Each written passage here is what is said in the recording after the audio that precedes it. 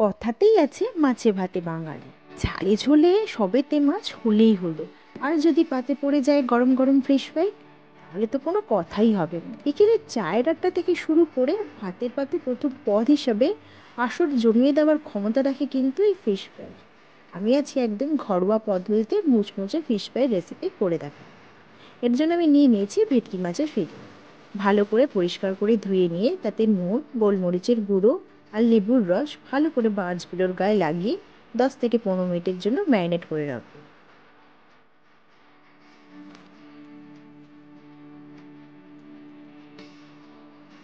এবার চলে যাই নেক্সট স্টেপে। আমি মিক্সিতে একটা পেস্ট তৈরি করব। এর জন্য প্রথমে আমি নিয়ে নিয়েছি ধনেপাতা। আমি এখানে একগুচ্ছ ধনেপাতা ব্যবহার করেছি। ধনেপাতাগুলো আমি কুচো করে কেটে নেবো। তোমরা চাইলে কুচো করে না কেটে ডিরেক্টও ধনেপাতা দিয়ে দিতে পারো। আর লাগবে আমার একটা গোটা পেঁয়াজ। পেঁয়াজটা কিন্তু এখানে সমান করে কাটার দরকার নেই, রাফলি কাটলেই হবে। যেহেতু মিক্সিতে পেস্ট করবো তাই সমান করে পেঁয়াজ কাটার প্রয়োজন নেই।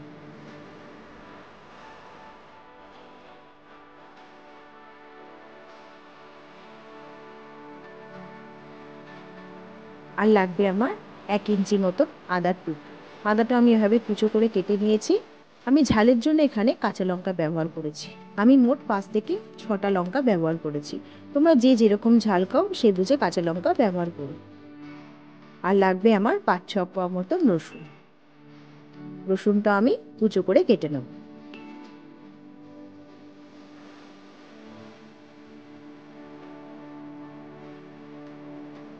এবার আমি কিছু মশলা অ্যাড করব।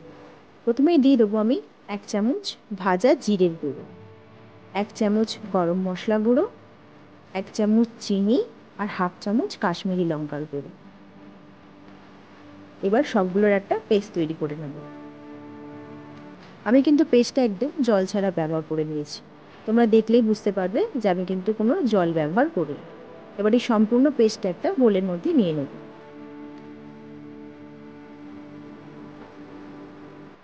এরপর আমি অ্যাড করব 1/2 টুকরো লেবুর রস। আমি পুরো রান্নাটাই কিন্তু একটা গোটা লেবু ব্যবহার করেছি। 1/2 টুকরো আমি মাছের গায়ে লাগিয়েছিলাম, 1/2 টুকরো আমি এই মিশ্রণে দিয়েছি। এবার দিয়ে দেবো একটা ডিম। ডিমটা চাইলে তোমরা আগেও ফেটিয়ে ব্যবহার করতে পারো, আমি এখানে ডিরেক্ট ব্যবহার করেছি। ভালো করে মিশিয়ে নেব। ভালো করে মেশানো হয়ে গেলে এবার দিয়ে দেবো 1/2 চামচ মতন বিট নুন আর দিয়ে দেবো 1.5 চামচ মতন কর্নফ্লাওয়ার। এবার সবগুলোকে ভালো করে মিশিয়ে নিন।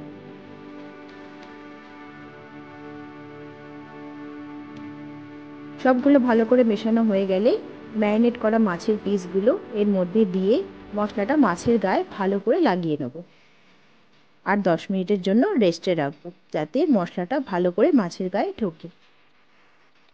এবার চলে যাই নেক্সট স্টেপে। এখানে আমি দুটো পাত্র ব্যবহার করব। একটা পাত্রে নিয়ে নিয়েছি আমি ব্রেড ক্রাম্বস। আমি কিন্তু বাজার থেকে কেনাটাই ব্যবহার করেছি। তোমরা যদি চাও তাহলে বাড়িতে পাউরুটির সাদা অংশটা জল ছাড়া মিক্সিতে একবার ঘুরিয়ে নিলেই পেয়ে যাবে একদম বাড়িতে তৈরি ব্রেড ক্রাম্বস। অন্য পাত্রে নিয়ে নিয়েছি একটা গোটা ডিম। ডিমটা ফেটিয়ে নেব আর ব্রেড ক্রাম্বসে দিয়ে দেবো সামান্য বিট নুন। বিট নুনটা কিন্তু অবশ্যই ব্রেড ক্রাম্বসে ব্যবহার করতে পারো। যদি বিট নুন না থাকে তাহলে এমনি নুনও কিন্তু ব্যবহার করতে পারো। এবার ফ্যাটানো ডিমের মধ্যে দিয়ে দেবো 1 চামচ মতন গোলমরিচের গুঁড়ো। ভালো করে মিশিয়ে নেব। এবার চলে যাই প্রসেসিংয়ে।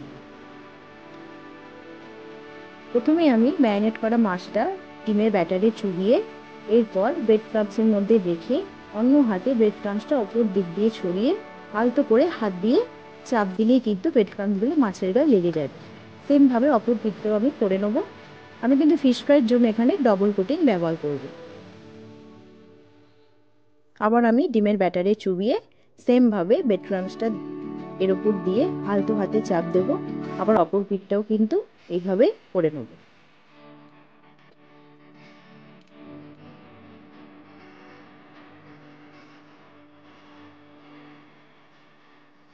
এবার একটু ঝেড়ে নিলে গুঁড়োগুলো পড়ে যাবে। সেমভাবে আমি কিন্তু বাকি মাছগুলো এভাবে রেডি করে নেব।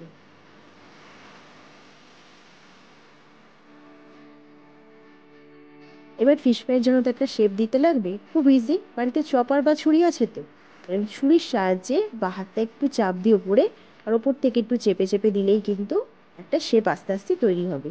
কিন্তু তবে এটা ধৈর্য সহকারে করতে হবে, নাহলে কিন্তু মাছগুলো ভেঙে যাওয়ার সম্ভাবনা থাকে। এরকম বাঁ হাতটা ওপর দিক দিয়ে চাপ দিলে আর সাইড দিয়ে একটু চেপে চেপে দিলেই কিন্তু একটা ফিশ ফ্রাইয়ের মতো শেপ চলে আসবে। দেখো এইভাবে সাইড দিয়ে চাপবে, একবার একটু ঘুরিয়ে ঘুরিয়ে করবে আর ওপর দিয়ে একটু চেপে চেপে দেবে।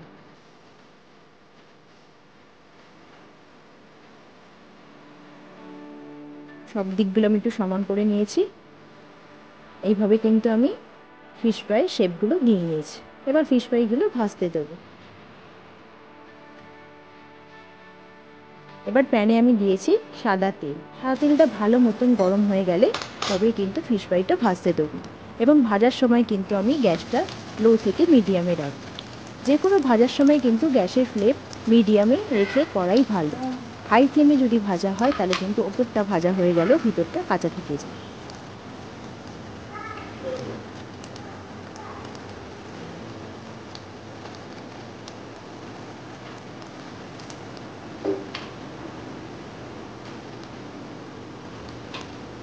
একটা পিঠ ভাজা হয়ে গেলেই কিন্তু অপর পিঠটা আমি উল্টে দেবো।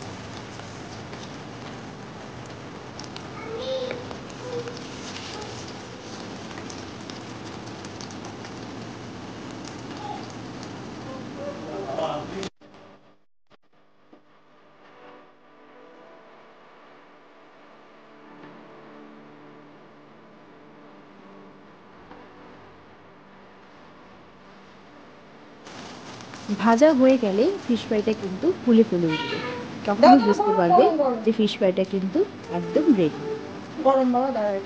আমার সবগুলো ফিশ ফ্রাই ভাজা হয়ে গেছে।